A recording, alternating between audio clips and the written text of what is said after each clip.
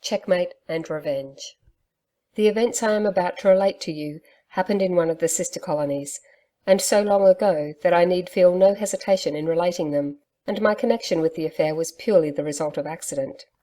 It is not at all an unfrequent occurrence for a wife to take out a warrant against an absconding husband, but for a husband to move heaven and earth in search of a runaway wife is, indeed, a rare fact.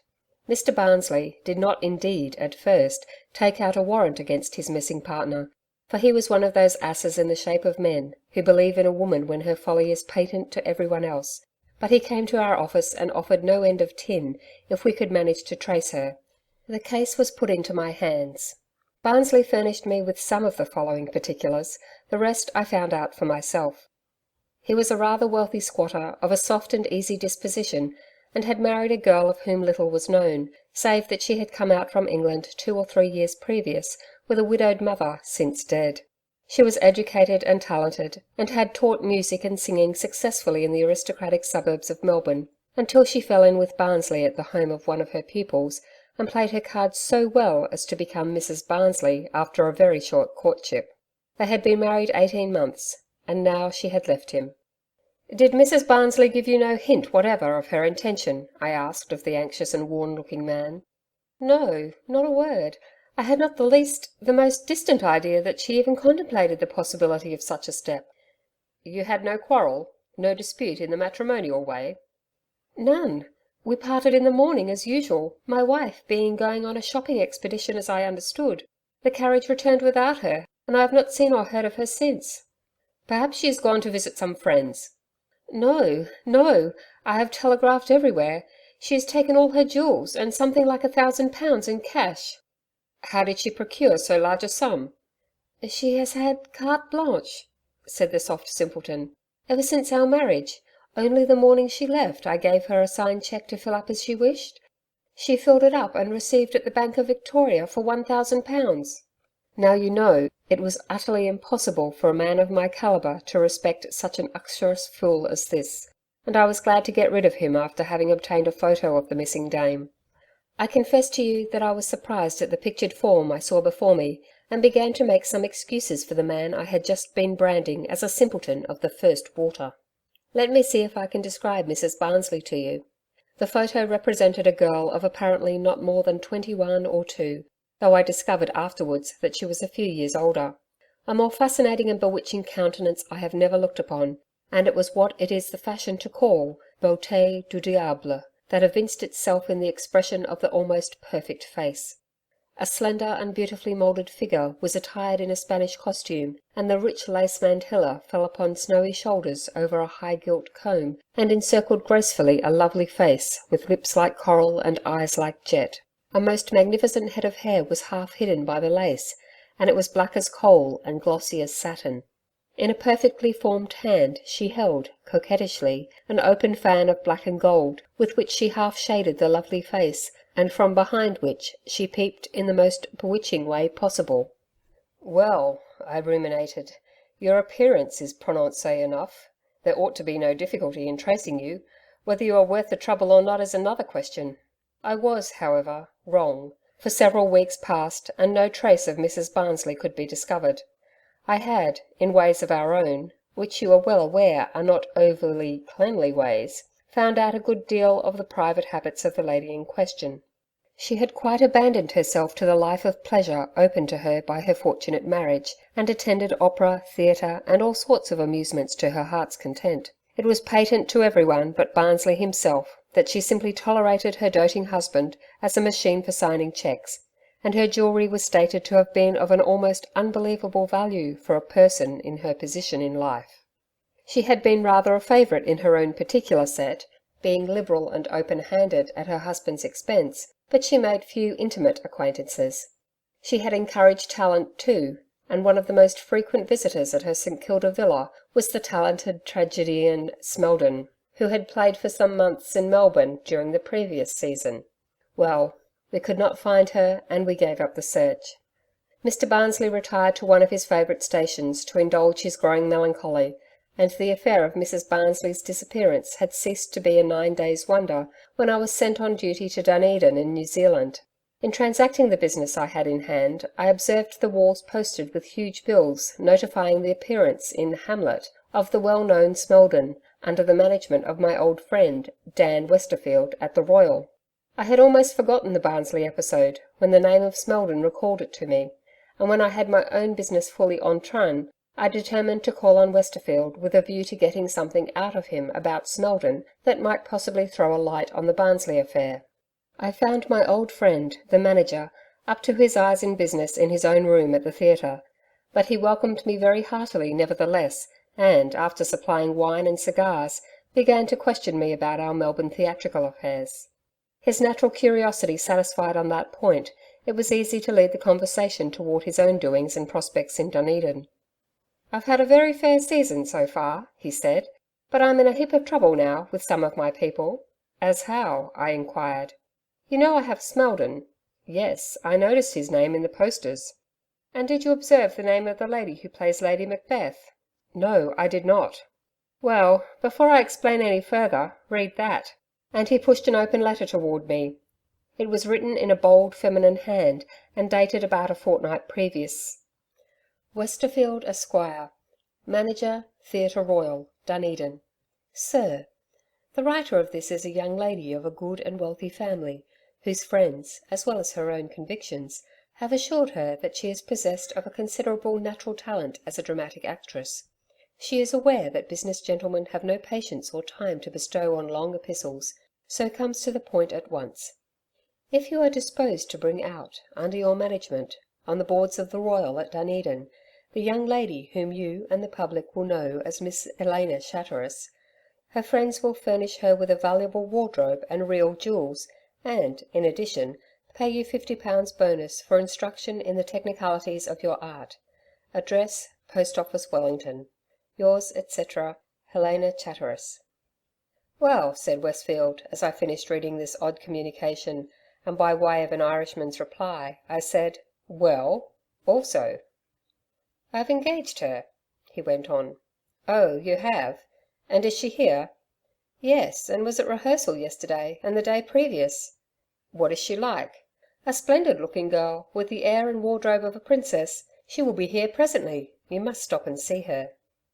"And talent, has she any?" Not much, but with such a face and figure, and with such dress and jewels, she is sure to take for a while at least. But it is through her I am in the mess I told you of. Smeldon has refused, or almost refused, to act with her. I don't know what the deuce to do." "Have you signed any agreement with the lady fair?" "No, it was settled that none should be signed until after her first appearance." "Send her about her business then." "Ah, wait till you see her, Sinclair, and then ask me to lose such an attraction for my stage." "And the £50, I added with a laugh, just as the door opened, and Smeldon himself walked into the room. Although I was not personally acquainted with this well-known actor of that day, I had of necessity seen him frequently, but as you, my valued readers, may not have been so fortunate, I must describe him to you. He was, at that time, about 35, and one of the handsomest men I have ever seen, but with an expression and air of cunning and self-conceit that destroyed the effect of his personal beauty. He was dark, and had a magnificent pair of black eyes, and had the reputation of bewitching most of the fair sex, who were unlucky enough to be considered worthy of his fascinating attention. "Good morning, Mr. Westerfield. I hope I do not disturb you." "Not at all. Pray be seated, Smeldon. You need not mind the presence of Mr. Smith, a very old friend of mine. Mr. Smeldon, Mr. Smith." And we were introduced, Westerfield being too wide awake to introduce me to anyone as Detective Sinclair.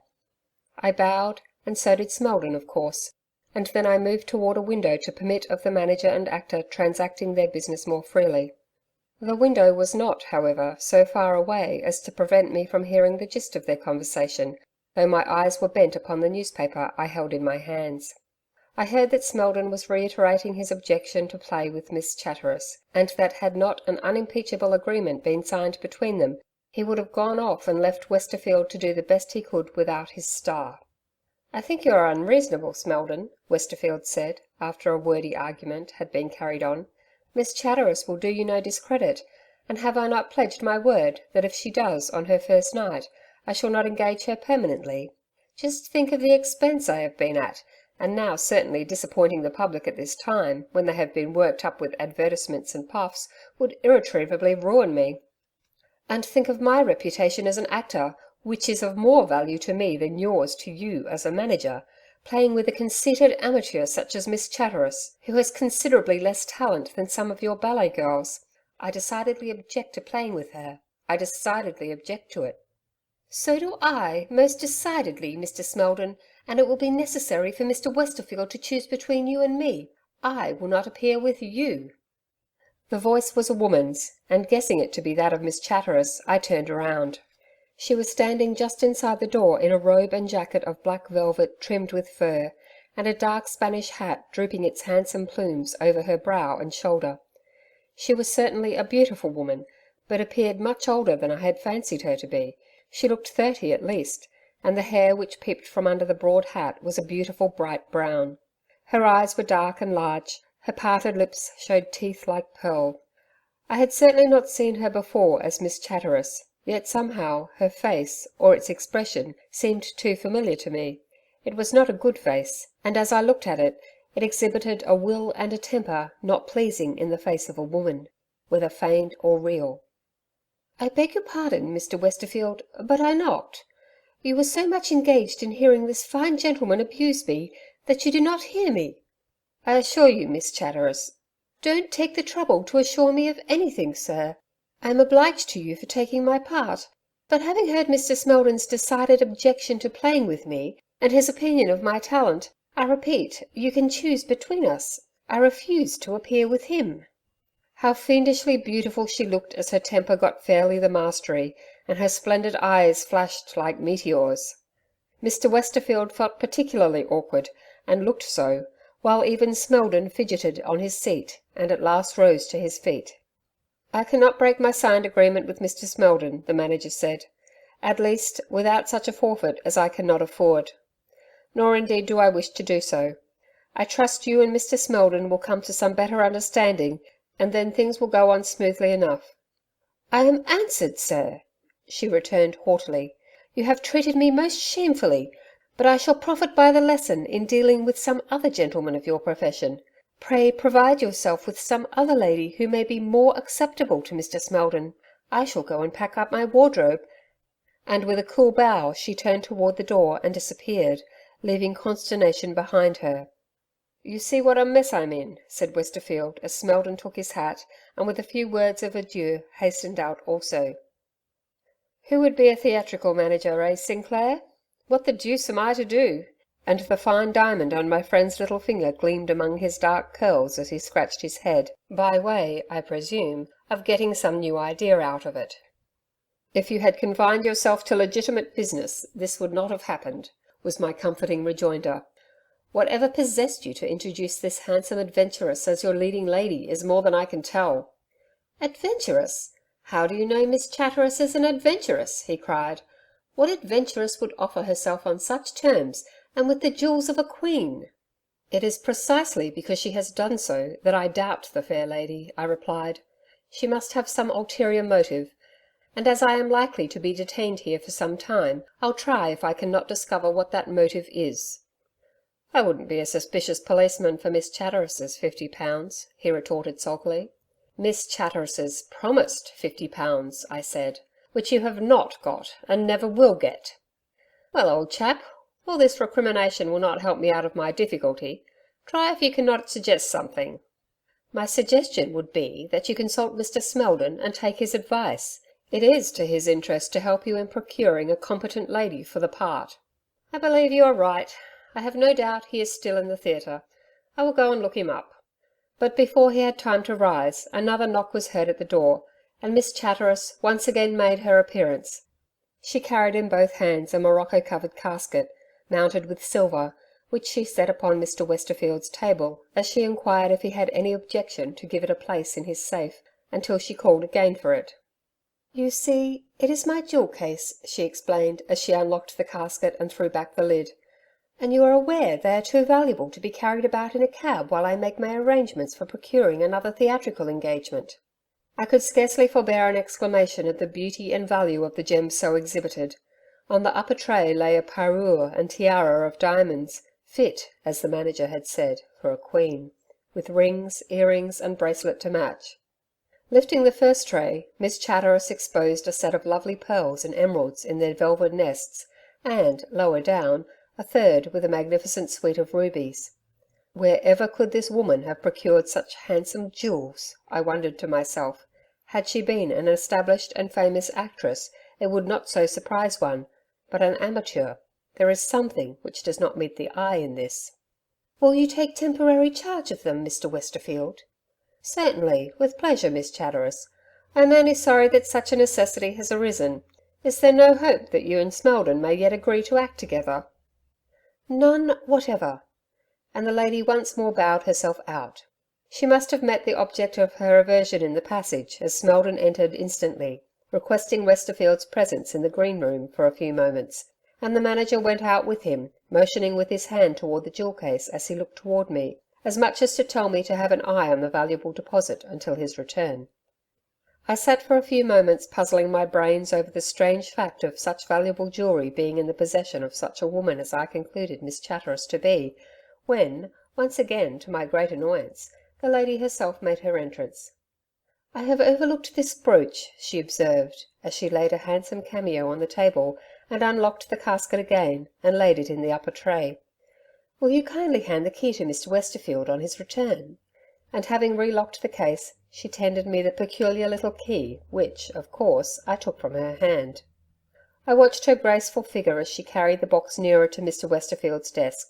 She had enveloped her form in a handsome velvet mantle, fur-trimmed to match her dress, and her back being toward me, I had a fine opportunity of admiring the graceful pose of her shapely head and, as she turned her face a little, the most perfect profile imaginable.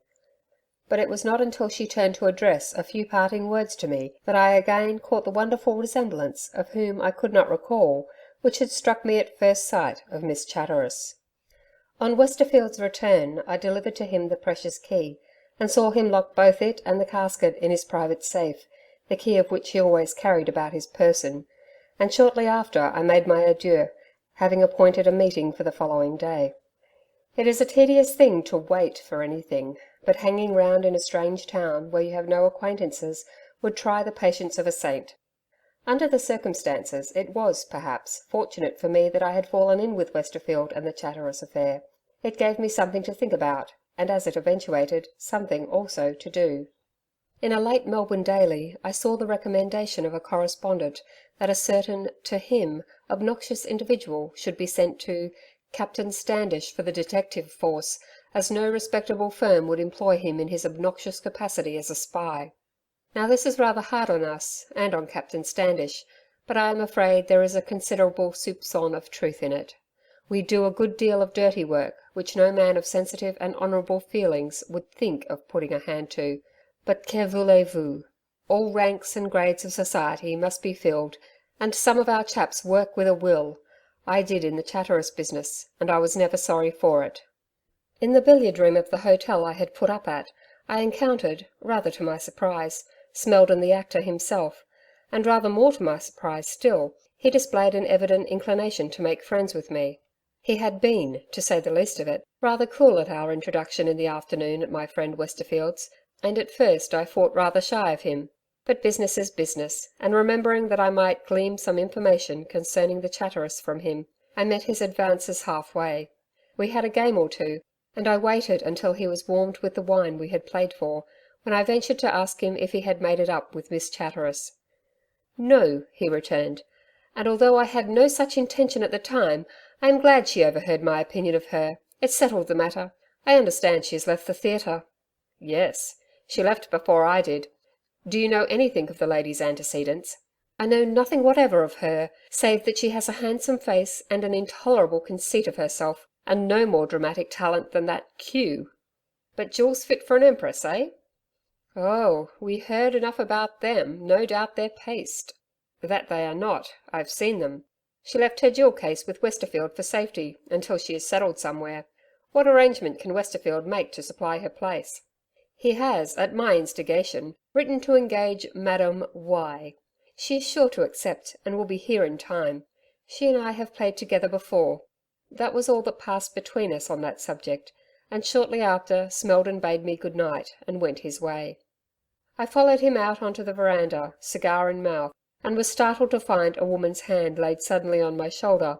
Under the light of the door lamp, a haggard-looking woman in shabby black attire was standing, and had darted forward and addressed me before Smeldon was quite out of sight. "What did you call that gentleman? Is he not Smeldon, the tragedian?" "Yes, Mr. Smeldon has just left." "Curse him!" she cried vehemently, "when I am a ragged and homeless outcast. Curse him, I say, curse him!" I thought the woman was crazy as she shook her fist after the actor's retreating form, and I was interested. "What has he done to you?" I asked. "What has he done to me, eh? Never you mind. You'll not have to ask what I have done to him before long. You'll see it. Watch him, Mr. Sinclair. Watch Smeldon. Ha! I know you, far as you are from Melbourne. Watch Smeldon, and then call yourself a D." With these words the speaker darted off, apparently in pursuit of Smeldon, and left me overwhelmed with astonishment. I had never seen the woman before to my knowledge, yet she seemed to know me quite well, and she had told me to watch Smeldon. What on earth was I to watch Smeldon for? Or what did she mean by casting such a slur on my detective abilities in connection with the watch she recommended? But wondering did not help me, and my first question, when I went to Westerfield next day, was if he knew anything of Smeldon's private character. I related my interview with the woman and her strange remarks, and my friend looked grave at once. "I've heard that Smeldon is a married man," he replied, "and that his wife was the inmate of a private asylum in New South Wales. Could the woman you speak of possibly be her?" "She certainly looked and acted like a lunatic," I said. "But how could she recognise me if she has been so long in confinement?" "You will recollect I am only retailing hearsay, Sinclair, for of course one would not touch on so delicate a subject to Smeldon himself. But I did hear that Mrs. Smeldon was at one time an inmate of a Melbourne private asylum. She may have seen you there." "She might have. I have visited there. But if it is as you think, would it not be as well to warn Smeldon, as she seems a desperate character, and threatened him roundly? I should not like to have a mad woman dogging my steps in the dark." "It is such a delicate subject," Westerfield repeated. "What a fortunate thing that S did not take to Miss Chatteris, that is to say, if his wife is in Dunedin. It was jealousy that drove her crazy, at least so they say." There was no farther opportunity of discussing the actor's private affairs, for, in reply to a tap at the door, Westerfield's "Come in" threw it back to admit the irrepressible Miss Chatteris. She looked exquisitely lovely and was evidently dressed to kill. Instead of black velvet, she wore a handsome blue silk, richly embroidered in white satin stitch, and a bewitching blue satin bonnet encircled by a snow-white ostrich plume. Having bowed gracefully and greeted both Mr. Westerfield and Mr. Smith, she seated herself in the chair placed for her by the manager, and stated that she had called for her jewel case. "I have decided to place them in the bank in the interim," she said, "and have a cab waiting at the door. I am much obliged to you, Mr. Westerfield, for giving them a night's lodging, and shall now relieve you of the responsibility." With a few words of ordinary courtesy, Westerfield unlocked the safe and placed the case before her on the table, and then the key which he had laid on the shelf of the safe beside the casket. "Shall I carry it to the cab for you, Miss Chatteris?" he asked. "Although not heavy, it is bulky for a lady's hands." "Thank you, it is a pleasant burden," she replied, laughing so as to show her lovely white teeth. "But before I go, I wish to get out a brooch for ordinary wear," and she placed the key in the ornamental silver lock and threw back the lid of the casket. The open lid was between me and the jewels, so I did not at first understand the look of surprise that seemed to flash into the widely open Chatteris's eyes, and was reflected in my friend the manager's visage in a stare of horror and consternation. From the casket, Miss Chatteris turned her eyes on Mr. Westerfield, who moved his to my face as if seeking inspiration or assistance. With much wonder, I rose and looked over the open lid, and then I saw that the upper tray at least, which had held the diamonds, was empty. Before a word was spoken, the beautiful woman lifted the first tray and exposed the second, also empty, then the second, to find the same emptiness in the third. Diamonds, pearls and emeralds and rubies had all disappeared. "What does this mean, Mr. Westerfield?" she asked, as she laid down the empty trays on the table and fixed her grand eyes steadily on the manager. "If it is a joke, it is a very cruel one." "Joke? I assure you I know no more about it than you do. I have never seen the interior of the casket since you locked it yourself." "I gave the key to Mr. Smith," she went on as she turned her gaze on me. "And he gave it to me. I put both casket and key in the safe in my friend's presence, and I have not seen either until now." "I believe you are aware of the value of my jewels," she said, so coolly as to raise my private suspicions, for a woman does not usually lose her gems, even when of simple value, without making a fuss about it. "But perhaps Mr. Smith is not aware that the property I left in your charge, and of which I gave the key to him for you, represented over £1,000 in value, for which I can produce jewellers' receipts." The emphasis she placed upon the Mr. Smith, and the insolent and suspicious look which accompanied it, raised my dander. "I know nothing and care less about the value of your jewellery, madam," I retorted shortly, "though I may have my own opinions about it. But I tell you what I do know, that you had better not cast any insinuations at me. My name is not Smith. I am a Melbourne detective, and my character is of more value to me than a cartload of imitation jewels." "You are beneath the notice of any lady, sir," she said, as her handsome face grew almost crimson with anger, and perhaps some other feeling. "I have nothing to say to you. It is to you, Mr. Westerfield, I look for the restitution of my property, for it was in his charge I left them." "No, you didn't," I interrupted, "for you yourself again opened your box after you had given it in charge to my friend, and you will please to remember that neither he or I saw the contents after the last time you manipulated them." Miss Chatteris's cheeks lost every particle of colour as I said this, and she lifted one white and beringed hand partly before her face, as if to ward off a blow. It was then that, in spite of the changed hue of hair and the different style of attire, I recognised the likeness I could not previously locate. It was to the portrait of Mrs. Barnsley.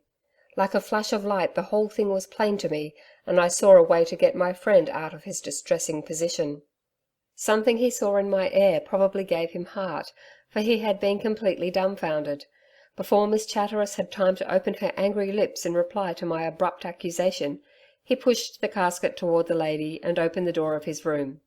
"Please take yourself and your property out of my room, madam, and if you have any charge to make against me, make it through your solicitor." "I shall make it through the police," she cried as she rose and pushed the chair back so roughly that it fell with a loud clatter. "If I were you, madam, I should try to keep out of the hands of the police as long as possible," I retorted. "And I shall report you, sir, to your superior officers in Melbourne." "A la bonne heure, Miss Chatteris. Take care my report is not in before yours." As the fair dame banged the door behind her in a very unladylike manner, Westerfield turned a face of consternation towards me. "Here's a pretty go," he said, "and she's left that cursed box behind her. Shall I run and send it after her?" "By no means. I'm delighted at the chance of having a look at it," and I drew the handsome casket towards me, as well as the empty velvet-lined trays scattered on the table as Miss Chatteris had left them. "What do you think of it, St. Clair?" he asked anxiously. "I think it's a swindle of some sort, which I mean to find out. In the meantime, pass me a telegraph form, like a good fellow, and get a messenger to take a telegram to the office at once." Westerfield did as I requested, and this is the telegram I dispatched without delay to Victoria. "Come at once to Dunedin. Your wife is here." Need I add that it was addressed to Mr. Barnsley? As soon as this telegram was dispatched, I commenced a close examination of the jewel case. I had seen it consigned to the safe myself, and, of course, never for one instant suspected Westerfield of abstracting the jewellery. He himself assured me that the key of the safe never left his own person, so there was but one conclusion to come to. Miss Chatteris, as she chose to call herself, must have managed to empty the box herself when she had come in during my friend's absence, ostensibly to place in the casket a brooch she had forgotten. But how had the feat been accomplished? I carefully examined each tray as I replaced it, without any satisfactory result, until I came to the upper one, which did not seem to take kindly to its position. Pressing it down pretty sharply, there was a click and the whole front of the box fell down upon the table. This was the secret then. The front worked upon a hinge and a spring, and the 3 trays were easily drawn out together. Miss Chatteris had a double set of trays for that casket, and she had doubtless replaced the full ones by empty trays before delivering me the key on the previous day. "But what good will this discovery do me?" questioned Westerfield ruefully. "I am still responsible for the jewellery which disappeared while in my possession." "The formation of this casket is sufficient evidence of intended trickery," I replied. "But we'll have more evidence than that before I'm done with Miss Chatteris. Meanwhile, lock up this valuable box and keep it safely." I did not say a word to Westerfield as to my suspicions of the identity of the so-called Miss Chatteris, nor was it until I had got back to my hotel and put on my considering cap in the company of a good cigar only, that the full meaning of the strange woman's words struck me. Watch Smeldon. Of course. What an ass I was. Was it not Smeldon who was such a favoured visitor of the fascinating Mrs. Barnsley in Melbourne? Was there a doubt that in spite of their pretended enmity, they were accomplices in the swindle which sought my friend, the manager, as a victim? If there was, let me set my wits to work in order to elucidate it. I wanted to see that woman whom I had set down as Mrs. Smeldon again, and I watched about the hotel door that evening after having set the Dunedin police to find out where Miss Chatteris had taken up her abode. I had some hopes of Smeldon turning up again for his revenge at billiards, but he did not put in an appearance. In spite of that fact, however, I was not disappointed in seeing the woman. It was about 11:30, and I was about returning, after a short turn down the street, in the direction she had taken on the previous night, when a dark shadow appeared at my elbow, and the same voice addressed me. "Well, Detective Sinclair, were you wishing to see me tonight?" "You have guessed it, Mrs. Smeldon. I was." "Ha! You know me then. Well, that shows that you have not been idle today, and as I also wanted to see you, I am here." "If you have anything private to say, we had better go over into the gardens. This is rather too public a spot for telling secrets." And I led the way to a public reserve at a little distance. "I want you to go a little farther than that," she said. "That is to say, if you want to find Mrs. Barnsley." "I have found her." "Oh, you're not so stupid as I thought," she cried with a harsh laugh. "But there is, maybe, some other reason for your wishing to see that lady at home." "There is. But I am puzzled to know how you found out so much about my private business." "It is connected with my private business, and I can't attend to the one without being mixed up with the other." "Are you not afraid that Smeldon will find out you are here, and put you in the place you escaped from again?" I asked. And with the question was aroused the slumbering devil in the poor distraught woman's breast. "If," she almost shouted as she stopped suddenly and gesticulated violently in the street. "If he finds out, it will be all the worse for himself. I am ready for him, aye, and willing." Seeing we had reached the garden railings, I paused to question her before going any farther. "I can't go with you," I said, "unless you tell me why you want me. Where is it that you wish me to go?" "Haven't I told you that I am taking you to the private residence of Mrs. Barnsley? Why, you have a warrant for her arrest in your pocket-book." Now this was quite true, though in what inexplicable manner this poor creature had become acquainted with the fact that I kept a profound secret was far beyond my comprehension. It was with the greatest difficulty that I had persuaded Mr. Barnsley to take out a warrant. I had boldly tried to make the too confiding squatter see his wife's flight and extravagant use of his name to an unfilled cheque in the light all disinterested persons saw it, and I had so far succeeded that I carried the warrant in my pocket truly. But how did this woman know it? "You wonder," she said with one of her wild laughs. "But you will wonder more before you have done with me. Here we are. Prepare yourself to interview the fascinating Mrs. Barnsley." Now I had no intention of interfering with Mrs. Barnsley at present, but I was curious to know what connection my guide had with the fair deceiver, so I followed her to the back door of a pretty detached cottage, which we reached by a right of way and a door on the latch in a brick wall. At the back all was darkness and silence, but my guide drew me into a small chamber which appeared to be a sort of lean-to against the back wall of the cottage itself. And here, when she had closed the door, she began to chuckle to herself as if in the height of enjoyment. I didn't at all like it, and I began to feel precious uncomfortable. What if I had allowed myself to be led into a trap by a mad woman? "I say, my good woman, this won't do, you know," I remonstrated. "Where have you brought me? And what have you brought me here for? Mind, I am not without both revolver and handcuffs, the use of which I am fully acquainted with." "Are you afraid?" she whispered with a sneering hiss. "Where have I brought you, eh? Well, I'll tell you more than you ask.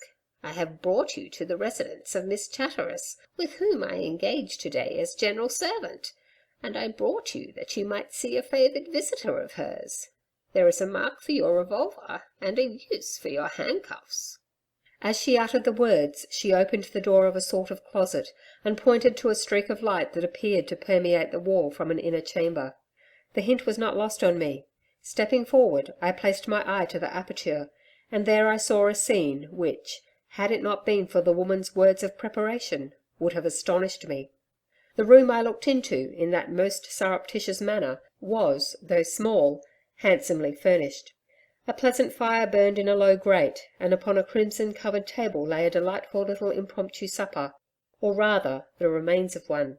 More than one decanter too sparkled palely or redly in the lamplight. In a luxurious chair at one side of the fire lounged Miss Chatteris in all the glory of full evening dress, and sparkling with gems, and on the other, with a cigar between his lips and a half-full glass in his hand, sat no other than Smeldon himself. Now all this was very pleasant to me as confirmatory of my own suspicion regarding the identity of Miss Chatteris with Mrs. Barnsley, but on the table among the glasses and decanters, but a little nearer to the lady's hand, lay an object that interested me far more than anything else in the room. You will understand the interest when I tell you that the object was a facsimile of the jewel case in Westerfield's safe. They were evidently conversing about it too, for he pointed towards it with his cigar and, I fancy, looked angry and excited, while her fair brow was corrugated into unbecoming wrinkles. The woman did not, however, give me much time to examine their several expressions of countenance more closely, for she dragged me impatiently by the sleeve and whispered eagerly, "Well, what are you going to do? Are you going to arrest her?" "Arrest her? No, I'm not ready for that step yet." "What did I bring you here for then?" she cried. "On a fool's errand as far as your object is concerned, but it was a lucky errand for me as it has turned out. Do you see that box on the table with the silver mounting?" "Yes, what of it?" "Only, that if you can get hold of that box between this and tomorrow night, and let me have it in my hand for only 5 minutes, you will get Miss Chatteris into as fine a mess as you could wish." "Miss Chatteris," she repeated with a sneer. "Never mind the name. Can you get the box?" "Easily tomorrow night. She told me she was going to spend the evening out, but I can't get the key. She carries it at her watch chain." "It doesn't at all matter about the key," was my response, for, of course, I concluded that the key in Westerfield's possession would fit the counterfeit casket. "If you don't help me to my revenge on that woman, I'll do nothing for you," she said vehemently as we emerged from the yard and gained the vicinity of a lamp-post. "I can manage my own matters with him, curse him, but the woman you can punish more than I can." "You may safely leave her to me," I replied, "and if you take my advice, you will let your husband alone. What can you do against a man with the reputation of a great actor and hosts of friends around him, while the law gives him the power to again consign you to a living death in the place you have escaped from?" "I defy him!" she shouted in one of her paroxysms. "I defy you too, and the whole world. What can I do against him, eh? You will see! You will see! You will see!" And waving her thin arms wildly above her head, she rushed away into the darkness of the street. I was annoyed at not having come to a more decided understanding with her about getting my hands on the coveted casket, but my annoyance was almost overpowered by the memory of the mad woman's terrible face when she spoke of her husband. I began to question my right to keep the secret of this woman's escape from her husband, as, if she should be guilty of any rash act, I should be morally responsible for it. Thinking thus, as I returned to the hotel, I decided on informing Smeldon first thing in the morning, and trust to the chapter of accidents which had so often befriended me for the possession of the jewel case. I was disappointed in this, for I found on inquiry that Smeldon had left town on a pleasure trip with some friends, and Miss Chatteris was most likely one of the party. At least she was not at home, for I walked to the cottage boldly and knocked at the door. It was opened by the demented and deceived wife, who laughed loudly as she recognised me. "Ha ha! Did you come for the box? Well, I don't mind letting you see it, for then you won't come back again. I don't want you here tonight. He's coming to supper again, and I have orders from my mistress, ha ha ha, to prepare a lot of dainties for him." I was too glad of the chance to balk her, as, to be prepared, I had provided myself with the key of the casket, as well as the empty trays which I carried in a parcel in my hand. The woman ushered me into the lady's private chamber, where, under a looking-glass, and carefully covered with a lace drapery, the poor creature pointed out the object of my search. As I had hoped and anticipated, my key opened this second jewel case. Deftly I found the same spring which let the front of the box fall, and without difficulty I drew out the trays that sparkled with the gems, real or false, I had last seen in our box at Westerfield's. Then I opened my parcel and fitted my trays easily in the place of the others, which I folded in my brown paper and consigned to the pocket of my overcoat. The woman looked on in silence, but in evident pleasurable excitement, until the case was restored to its place on the toilet, and then, as we returned to the entrance hall, she laughed so loud and long as to frighten me. "Hush," I said. "You will arouse the whole neighbourhood, and then there will be suspicions. Mind you say nothing about what I have done, unless you want to lose your revenge on this fair lady." "Oh, you may depend on me. I'm no fool. I'll come and tell you all about it some of these nights."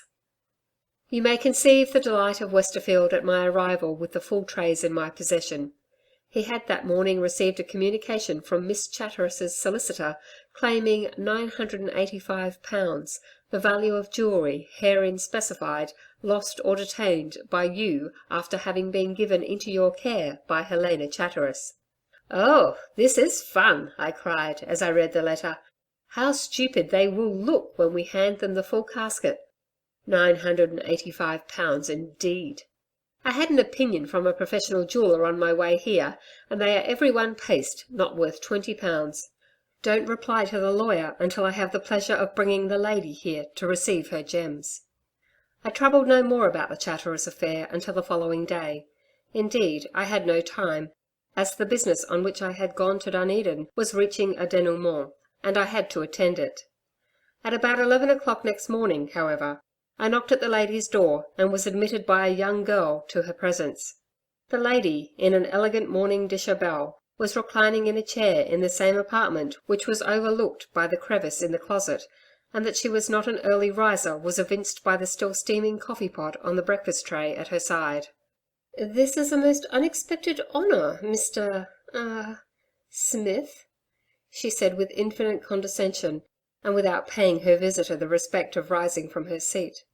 "I think you owe your admission to the fact of my being very curious as to your possible business." Knowing my self-conceit so well as you do, after all those years' acquaintance, my valued public, you will readily believe that this speech riled me not a little, and undoubtedly changed my immediate intentions towards the imprudent speaker. "Your curiosity shall soon be gratified, Miss Chatteris," I retorted. "I came at the instance of my friend, Mr. Westerfield, to inform you that your morocco-covered case is in his way, and that he will be glad if you will remove it." "In his way? Did ever anyone express such audacity? Does Mr. Westerfield think for one moment that I am such a fool as to take out of his possession, empty, a casket I left in his charge, full of valuable gems? No, sir. My solicitor has received instructions to proceed against Mr. Westerfield for the full value of my jewellery, which I lay at £985. We will see what a jury will say to your friend's breach of trust." And with the air of a tragedy queen, the speaker rose and haughtily bowed toward the door, as though to terminate the interview.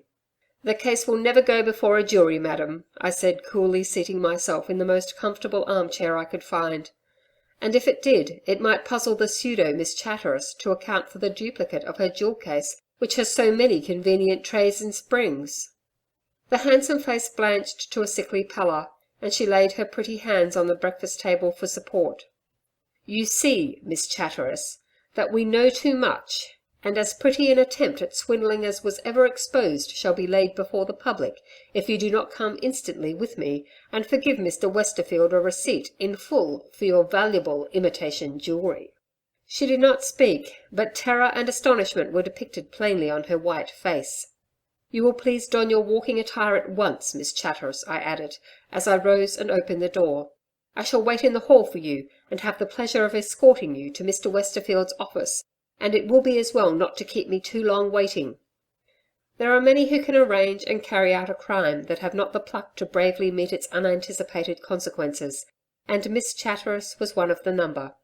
The fact of her being unaware of the extent of my knowledge only increased her terror, and the few words in which she attempted to reply to me conveyed little meaning, save an assurance that she only wanted to get her own property and had no wish to in any way discommode Mr. Westerfield. My reply was the reiteration that I awaited her, and she hastened from the room. I followed her into the hall, and was pleased to encounter, on her way, after her mistress, the girl who had opened the door for me. "What has become of the woman who was servant here yesterday?" I asked. "She left this morning, sir. Miss Chatteris said she had some disagreement, and she left at once. She told me she would come back tonight for her clothes. Is there any message for her?" "Oh, no, thank you. Please tell your mistress I am in a hurry." In a very short time the lady appeared, and, hailing the first cab I saw, we were very soon deposited on the pavement in front of the Royal. 5 minutes more brought us into the presence of Westerfield. He rose as we entered and silently placed a chair for the lady. "I really do not know what you require of me, Mr. Westerfield," she said, as she lifted the veil off her white face. "Your friend here has threatened me strangely, as if there were anything wrong in a woman wishing to regain possession of her own." "There would be nothing wrong whatever in that, madam," I replied. "But it is something not only morally but legally wrong for a woman to deliberately try and commit a swindle to the extent of £985 on a person she well knew to be innocent of the fraud imputed to him." "What do you want of me?" she asked with a trembling lip. "We want you to take possession of your so-called casket of jewellery," I replied, "and we want your receipt in full for the delivery of the same. Mr. Westerfield, will you kindly return to the lady the case she left in your charge?" Westerfield unlocked the safe and handed the box to me. With the key, which he had tied to it, I opened the affair and pushed it over the table to Miss Chatteris. Her eyes opened with puzzled astonishment as they wandered over the glittering contents of the tray which she lifted, and then, as a suspicion of the truth overwhelmed her, a hot flush burned up into her cheeks. Still, she tried to carry out her affectation of innocent ignorance. "Why, these are my jewels, Mr. Westerfield. Did you, after all, only remove them for a lark?" "I'm not in the habit of larking, madam," Westerfield returned stiffly, "though it was doubtless in the perpetration of one that you substituted the empty trays for the full ones after you had left the case in my charge. I will trouble you for the receipt my friend mentioned," and he pushed writing materials before her. She gave me one look of fierce rage, and then began to write. "Received from Mr. Westerfield, quite safe, the casket of jewellery." "Imitation jewellery, if you please," I interrupted. "We have submitted your rubbish to a jeweller, and there is not value for £15 in your morocco box." She was evidently boiling with suppressed passion, but amended the receipt, and then rose and lifted her jewellery. "I will find out who you are," she said to me as her fine eyes flashed angrily and threateningly. "And though you seem to have the best of it now, the day may come when I shall pay you with interest for your smart interference." "Don't go until I have given you the information you seem anxious for," I retorted, as I placed myself between her and the door. "That will inform you who and what I am, Mrs. Barnsley, and for the rest, I have a warrant out for your arrest in my pocket, executed at the instance of your unfortunate husband." She fell back into her seat and stared at the detective's card I held before her eyes on the table. All at once, the full force of her position seemed to overwhelm the miserable creature. She did not attempt to deny her identity, but only gasped out as she lifted her terrified eyes to mine. "What does he want to arrest me for?" "Perhaps to punish you for swindling him out of a large sum of money. Perhaps to incarcerate you in a lunatic asylum. How should I know? At all events, there is the warrant. You are at liberty to examine it as closely as you like." "Are you going to arrest me?" she asked, as she tremblingly pushed the paper from her and rose from her seat. "Not at present," I replied. I have sent for your husband and expect him in a day or two. You may go home, but mind and stop there, for there is no chance of escape. The police have strict orders to watch you, and your cottage will be under the strictest supervision until I receive Mr. Barnsley's personal instructions." Without a word she turned to the door, which I opened for her. She still held the morocco case against her side, and as she passed the door, the box struck violently against the post and staggered her. She did not seem to feel it, however, but went on blindly, like one struck numb, until she disappeared from my view. "There goes as completely checkmated villainy as ever lived," I said as I closed the door. "And not a bit too soon for you, Westerfield. You look like a ghost." "I feel ill," he replied. "It is sickening to see a woman place herself in such a position. And that fool of a Smeldon to be in league with such a swindler." "I was told today that Smeldon was a confirmed gambler," I said, "but I am more concerned about the danger he is in from the escaped wife. I am going to hunt him up now and tell him plainly that she is in Dunedin." Having ascertained where the actor was staying, I made my way there just in time to catch him at lunch. Of course he had not had time to see Miss Chatteris, as I may still continue to call her, since my late interview with her, so that he was quite ignorant of my acquaintance with his private affairs. I found him in the billiard room knocking about the balls, disconsolate for someone to stake a crown against him, and his gloomy face lighted up as I entered. "By George, Smith, you're a perfect godsend. I'm regularly tripped. Have a game?" "I'm sorry, I have not time, Smeldon, but I have a few words to say to you in private. Will you step out on the veranda with me?" He laid down the cue and looked at me with some curiosity. "Something about Westerfield?" he inquired. "You and he seem to be very thick. Has Madam come?" "No, my business concerns yourself alone," I replied, as we gained the open air. "And before I tell it, I must assure you that it is no wish to interfere in your private affairs, but a real anxiety for your safety that makes me give you the hint I am about to do." "My private affairs? Anxiety for my safety?" he repeated, looking suspiciously into my face. Doubtless he fancied I had become acquainted with his connection with Miss Chatteris, and feared I might know more of it than would be good for his character to divulge. "Yes. By mere accident I have discovered that your wife has escaped from Cremorne Asylum and is here in Dunedin. I strongly advise you to see that she is again put in confinement, for the poor woman is decidedly mad, and, from her feelings toward you, I consider your life is not safe while she is at large." Smeldon's face flushed hotly, whether from anger or some less understood feeling, I could not determine from his words. "I am very much obliged to you," he said, "and shall see to it, though I really cannot guess how you have become so intimate with my domestic arrangements." "They are the subject of gossip, even in Dunedin," I replied. "But I think you ought to know that my name is not Smith. I am a member of the Melbourne Detective Force. And now, let me beg of you to put your affair into the hands of the police. I have heard the woman threaten you, and she is dangerous." "I am not afraid of her," he returned rather sulkily, "and I cannot help thinking you are mistaken. If the person you allude to had been watching or following me, I must have seen her."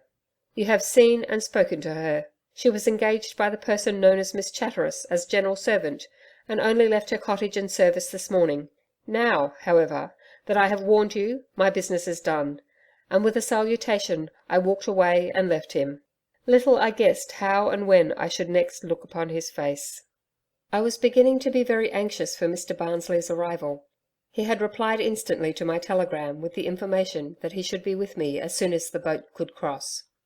I knew, however, that it would be, at least, 2 days ere he could possibly arrive, and during those 2 days all the responsibility of Miss Chatteris's safe keeping was on my head. My own business too was completed, and I was in duty bound to return and report myself at Melbourne. I believed I could trust to the vigilance of the Dunedin police during the day, but I determined to watch the Chatteris cottage every night myself until I received personal instructions from Mr. Barnsley.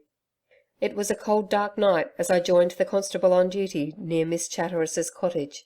The town clock had just struck 11 as I left the hotel, and as that was about the time supper appeared to be usually served, if I might judge from the night I peeped through the closet, I was wondering if Smeldon had again joined the fair impostor at that meal. "Have you seen anyone going in?" I asked the policeman. "Yes, a gentleman about 10 minutes ago. There is a light in the dining room window at the side there." Even as he spoke, a dark figure passed us quickly and silently and entered the back gate through which I had gained admittance. Something in the movement suggested the crazy wife to me, and I had a great mind to follow her.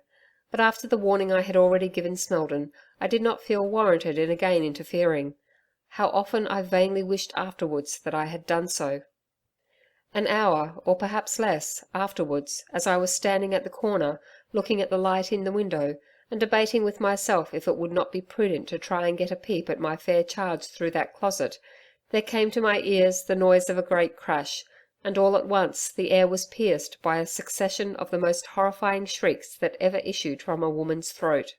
You may be sure I lost no time then in running through the back gate and into the lighted kitchen. There was nothing in this apartment to account for the noise, which had now entirely ceased.